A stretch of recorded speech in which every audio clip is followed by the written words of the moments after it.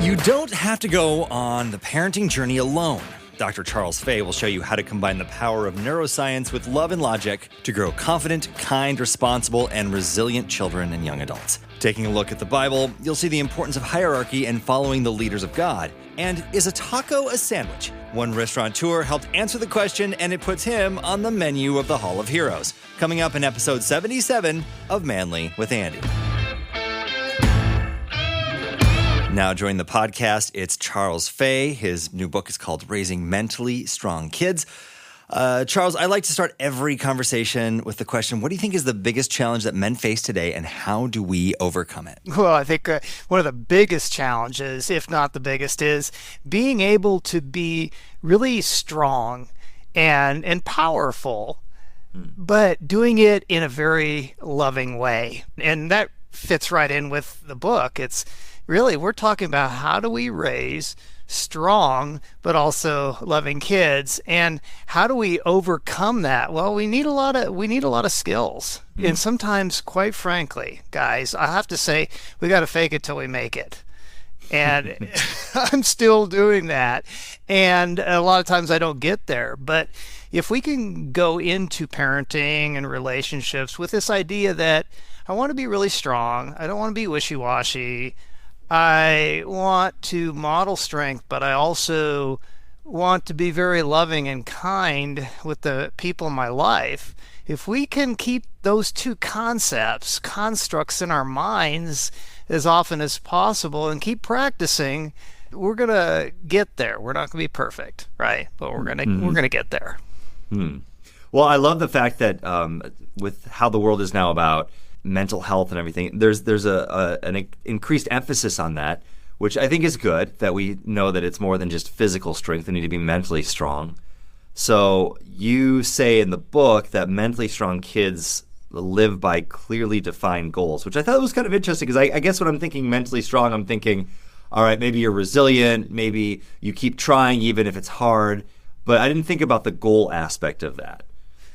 Well, goals give us a direction where we want to go. And really, I gave you two goals to start with, strong and loving at the same time. And see, if we don't have a destination typed into our GPS, we're not going to get anywhere that we want to go, right? Or if we have a bad one, we're going to end up in bad places. So the goals are very, very important. And that's why we need to sit down and think about what are our goals in raising kids, but also help our kids develop some basic goals with the awareness that these are going to change, right? They're going to change, but we need we need to have that end zone, inside, so we're not throwing the ball consistently onto the sidelines. I love that, and I was thinking about this. I'm doing this with my family, Charles. We're going to make a family crest. And so a few weeks ago, as we were having dinner, I said, guys, give me some words that you want to describe our family. And, after I've got two boys that are older. So I got a 17-year-old, an 11-year-old, and then a 5-year-old girl. So, I got the boy answers out of the way, like, we're smelly, and we're, Yes, and we started trying to dig deep a little. Okay, and I'm like, that's great. Okay, we can describe our family as smelly, but what are some other words? So, I don't know, is that kind of part of it? So now I'm going to try to, break it down to maybe 3 or 4, and then I'm going to put it on an actual kind of like a cool old school looking family crest, so that we have those whenever we think, okay, this is what our family, these are our values, these are our beliefs. I love it. And why do you suppose families had those crests to start with? Right. That was they wanted to communicate to other people, other families, this is what we're about. But I have to believe that they also served as a roadmap for members in that family, and so that the family could, from time to time, ask each other, does that fit? That's such a great question. Yeah. Does this fit? And in other words, does it fit with our goals, our values? And if it doesn't, what would?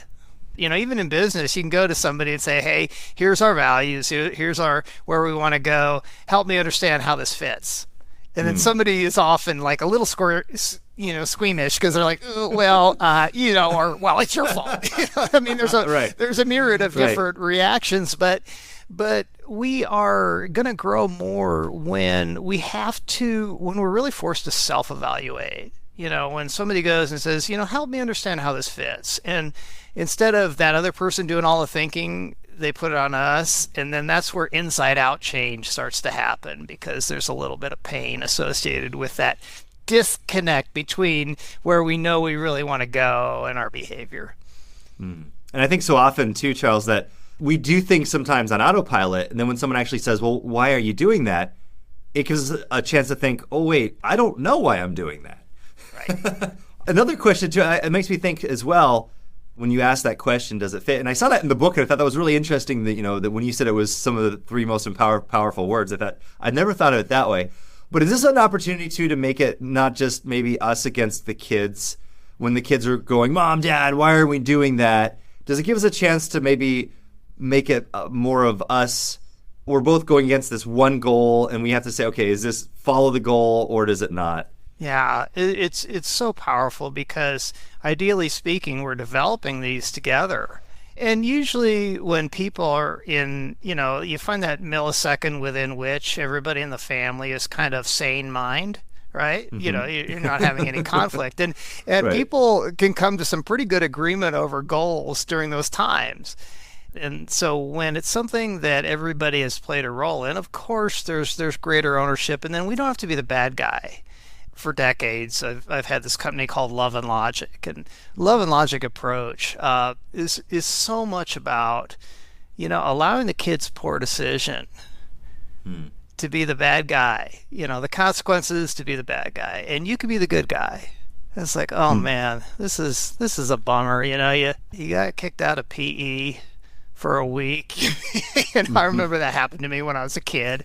I actually got kicked out of PE. It was pretty pathetic. And and my dad was like, wow, that's really a bummer, that's really sad. And I take kids to places they want to go and do things for kids that are extra when I see they're working hard to get along with their teachers, So I'm just feeling for you, buddy. I was so mad because my dad wasn't. Have you ever had that where, somebody's been really sweet and you've had to face the consequences and you can't blame them because they're really nice to you?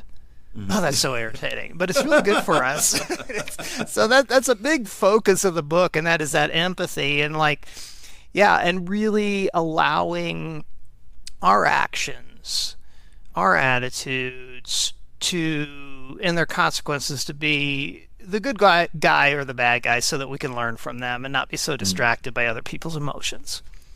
Well, I thought it was interesting. I never thought of it this way, but I love that you talk about affordable consequences, because I think sometimes as parents we just think, oh, if we're a helicopter parent, or now, there's even the snowplow parents, is we don't want our kids to have any consequences because we're afraid of what's going to happen if they have consequences. But you talk about that there are affordable consequences. So what are those? Affordable consequences are things like, well, the kid doesn't eat dinner because they don't like it, or they get distracted, and then they're hungry, and then we don't believe in withholding food, so to speak, but afterwards when they say, I'm starving to death, it's after dinner, they haven't eaten, well, there's broccoli in the fridge, knock yourself out, you can have that, it's not like we're going to be accused of withholding food, but it's not exactly what they want.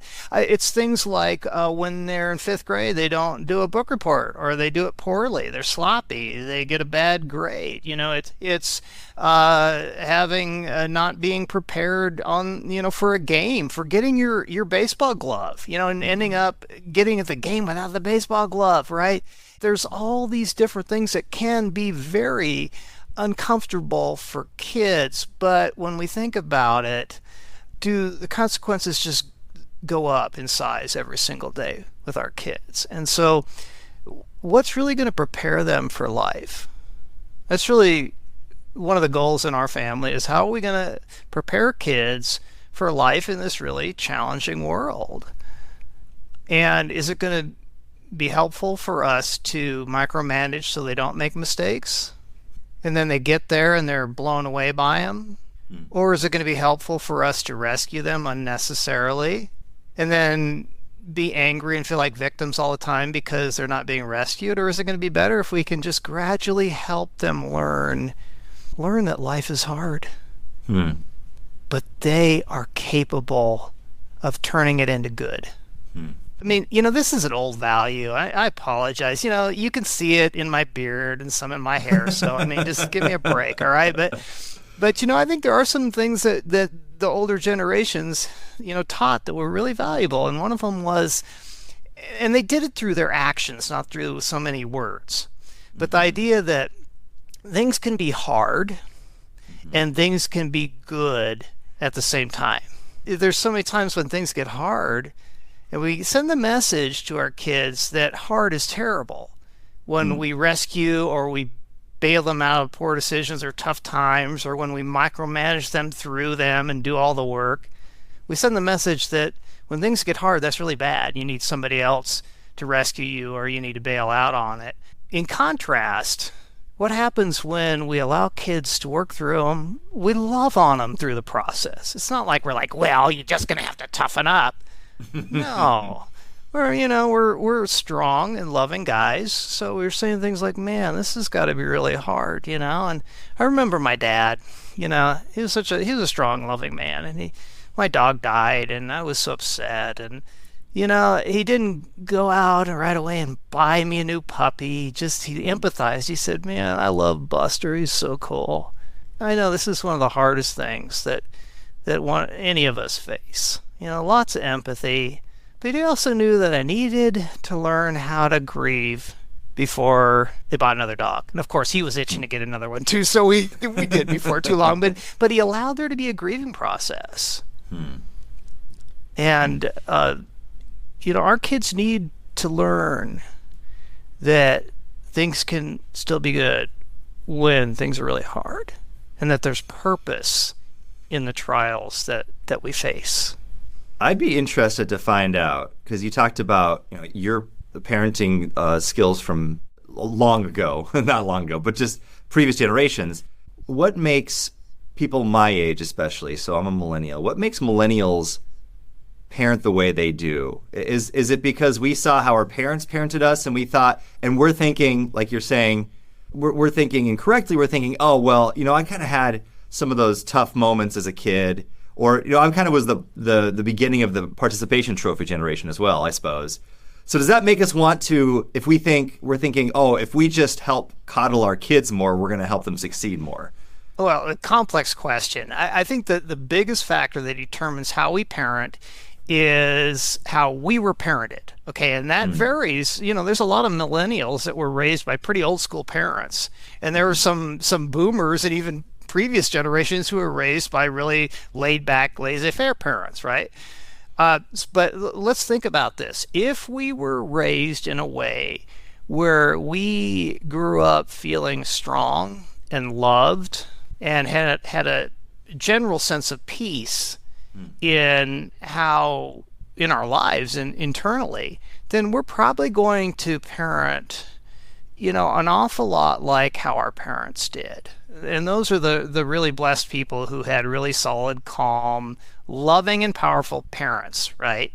Mm-hmm. Now, if we were raised where we didn't have the boundaries we needed and we were not given any direction, then we're going to vacillate. Because when we don't have limits and we don't have direction, we spend the rest of our lives, if we don't grow, looking for those limits and direction. So we're going to struggle with that. Or if we're raised in a punitive fashion, then we're going to go the opposite direction oftentimes. I never want to experience the pain. I don't want my kids to experience the pain that they had. So I think more important, though, for me, it's fascinating to think about such matters, but at the end of the day, which is a favorite thing that people say on podcasts, that at the end of the day, right? What really matters? What matters is I need to be able to project strength and be strong, but also be very loving at the same time. Then that gives me something that I can remember even when I feel really stressed.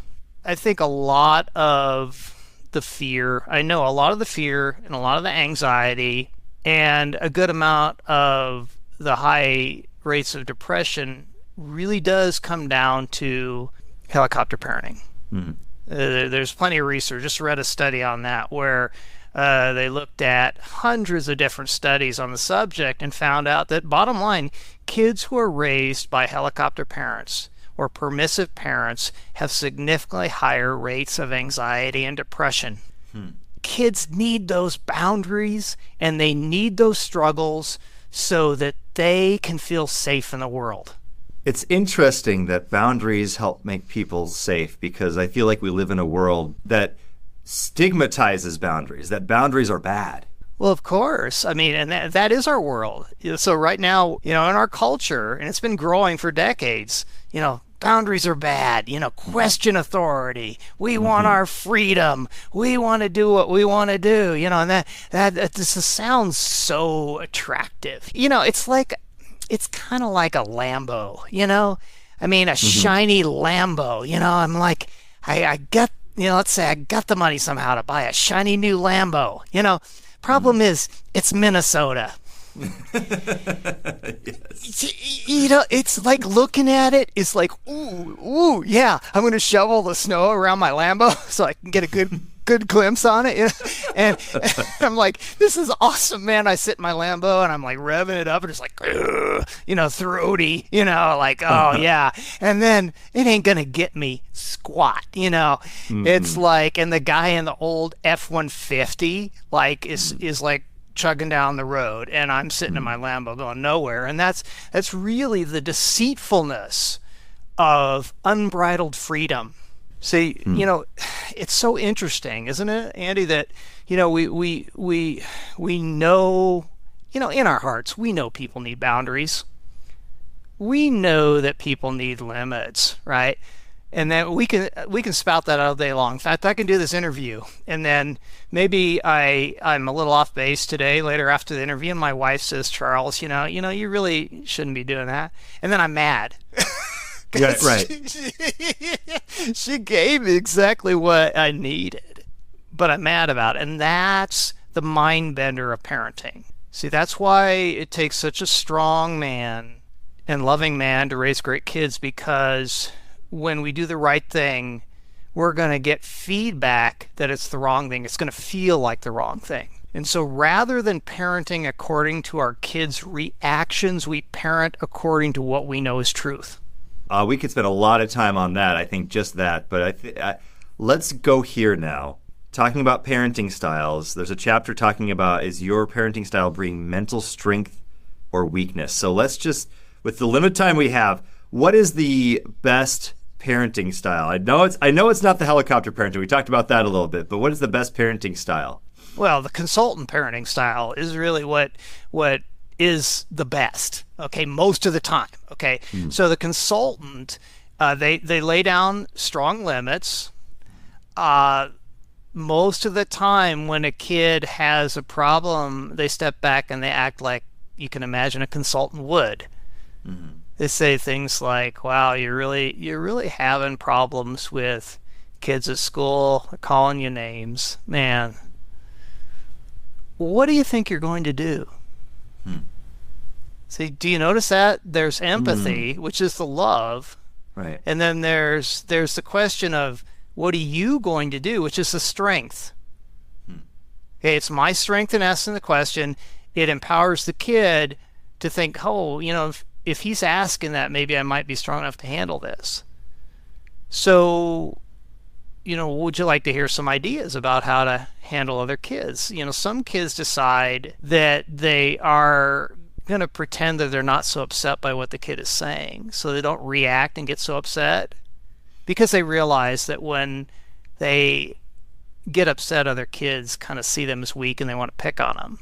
And so they can just come up with some things to say, like if the kid calls them a name, they can look at the kid and say, wow, I never thought about it that way. Thanks for, sharing that. And they go and they stand next to some kids that won't bother them so much, and how would that work for you? Son, if any kid can get through this, you can, but I'm here for you, and I know it's hard for you, and I love you. And consultant parents do that as often as possible, with the recognition that sometimes they have to step in and rescue. There's nothing wrong with rescuing when we have to. And there's nothing wrong with just being a drill sergeant. Sometimes we have to say no, or, oh, for crying out loud, which is something my dad loved to say. But, we step in. But by and large, we're allowing kids to stretch and grow, and just giving them enough guidance so that they can have a taste of strength, personal strength, and success. I've never heard this term before, but in the book you talk about ants, ANTs, and how dangerous they are. And this is great for kids. This is great for adults as well. Yeah. It's a battle of the mind. The biggest battle we face is the battle of the mind, the battle inside of us. The ant is the automatic negative thought.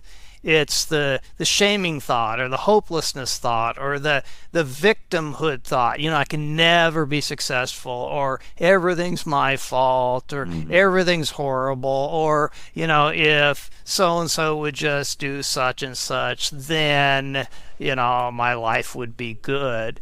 And it's a battle for all of us. I want to be clear. I struggle with those ants. They crawl into your mind. They're sneaky, and you know how strong ants are, right? And so we need to be developing some self-awareness, helping our kids develop some self-awareness of those thoughts, and come up with some accurate alternative thoughts. And we do that by asking, first identifying what the ant is. I'm weak. I can't do it. And then asking, is that really true? Is that 100% true all of the time? And it really starts with us doing that, making a practice of it. And then as a consultant parent saying, son, you're feeling pretty down. What are you going to do? Again, that question. Some kids decide to start thinking about what they're saying to themselves, and they ask, is it really 100% accurate? And I want a word of caution. As parents, we have this fantasy sometimes that we can sit down with our kids and have this huge psychotherapy session and all will be right with the world. Like solve all these problems in one conversation. Some of the wisest men in my life, wisest women in my life, they'd say things like, Charles, do you ever think that maybe the way you're thinking about that might not be so accurate? Or do you ever think that, what you do in this situation might not be so helpful? And then they shut their mouth. And then when I say, well, what? And they say, well, I don't want to burden you with a whole long conversation. We could talk about it later if you're interested. So what do those people do? They let it gnaw at you a little bit. By having a series of short conversations. Here's the bottom line, guys. Go out and play basketball in the yard. Go out and do stuff together and ask little questions, and then shut your mouth and let the kid think about it, and then bring it up some other time. These little micro conversations about these subjects have such a bigger impact than us sitting down and saying, okay, let's have a little eye contact here, and let's work all this through. I love that. One more question for you, because I know that there are people listening to this podcast driving home from work, especially guys, and we like to fix things. So they're going to go home and they're going to say, okay, I heard Dr. Charles Fay say this, this, and this on Manly with Andy, so I'm going to do it all tonight in the dinner table. So I like how you ended with that, like maybe just dropping a little idea, but what's one tangible thing that parents can do as soon as they stop this podcast to help take that next step to help raise mentally strong kids? Okay. So I would say, honestly, go home and absolutely do nothing. Okay. How's that for an assignment? I could be successful with that, right? Okay. Do nothing and start saying to yourself, okay, I'm going to start experimenting a little bit with thinking through some of the concepts I heard. And then I'm going to pick one. I'm just going to pick one, small one, and I'm going to dip my toes into it. So, for example, maybe the one that appeals to you. Guys, pick the one you love, though. Pick the one that really appeals to you, because then you'll be more successful. Okay. Do one thing at a time. You might think, I like that idea of being real empathetic and nice, but asking the kid, what do you think you're going to do? And just kind of let them deal with more things. And so then you start experimenting with it. right? And you expect for the kid to be, a little upset or maybe push back a little on you. That probably means it's working because they're having to grow a bit. But yeah, take your time and get started with what you're passionate about, what you really believe in your heart, and expect some pushback. And you're gonna be really successful with it. The people who aren't successful, just like you say, they go home and they remodel the whole approach right in one shot. Not gonna work very well for you. Now taking a look at the Bible, number 17, verse 1 through 11. The Lord said to Moses, "Tell the people of Israel to bring you 12 wooden staffs, one from each leader of Israel's ancestral tribes, and inscribe each leader's name on his staff. Inscribe Aaron's name on the staff of the tribe of Levi, for there must be one staff for the leader of each ancestral tribe. Place these staffs in the tabernacle in front of the ark, containing the tablets of the covenant, where I meet with you. Buds will sprout on the staff belonging to the man I choose. Then I will finally put an end to the people's murmuring and complaining against you." So Moses gave the instructions to the people of Israel, and each of the 12 tribal leaders, including Aaron, brought Moses a staff. Moses placed the staffs in the Lord's presence in the tabernacle of the covenant. When he went into the tabernacle of the covenant the next day, he found that Aaron's staff, representing the tribe of Levi, had sprouted, budded, blossomed, and produced ripe almonds. When Moses brought all the staffs out from the Lord's presence, he showed them to the people. Each man claimed his own staff. And the Lord said to Moses, "Place Aaron's staff permanently before the ark of the covenant to serve as a warning to rebels. This should put an end to their complaints against me and prevent any further deaths." So Moses did as the Lord commanded him. So the last few weeks we've been examining a lot of rebellions because of questioning hierarchy right now in the camp of Israel. Maybe it's because they were wandering around the desert and, kind of grumbling about it and thinking, well, if I were in charge, we would have already gone to the promised land. It's easy for us to question authority. And I think especially with the presidential election coming up, it's easy to look at the candidates and say, oh, I could do a better job than they could. And maybe we could. But God places who he places in charge for a reason, whether it's at church or at work or in the country. And it's kind of arrogant for me to think, oh, if I was just in charge of things would be better, when ultimately God is in charge of everything. And so I can trust him that he's in control no matter what, even when life feels like it's out of control. And I can also trust him to use me where he's placed me, even if it doesn't seem like it's a powerful position, because you are where you are. If God's placed you there, he's going to use you in ways that you cannot even imagine. Now entering the Hall of Heroes,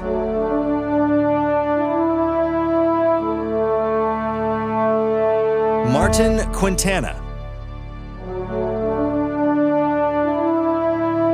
where in the vibrant culinary landscape of Fort Wayne, Indiana, he stands out as a beacon of resilience and entrepreneurial spirit. He wanted to expand his restaurant, The Famous Taco, into a new location, but came up against roadblocks due to a restrictive clause in the development's original commitment, which specified the business must operate as a, quote, sandwich bar-style restaurant, primarily selling made-to-order sandwiches. Undeterred by this, Martin pursued legal action, and the judge ruled that the commission denying Martin's application for a taco shop business was incorrect, affirming that, quote, tacos and burritos are Mexican-style sandwiches. So because of Martin's indomitable will, innovative spirit, and contribution to not only enriching his community's gastronomic experiences, but also ending the argument once and for all that a taco is officially a sandwich, he is entering the Manly with Andy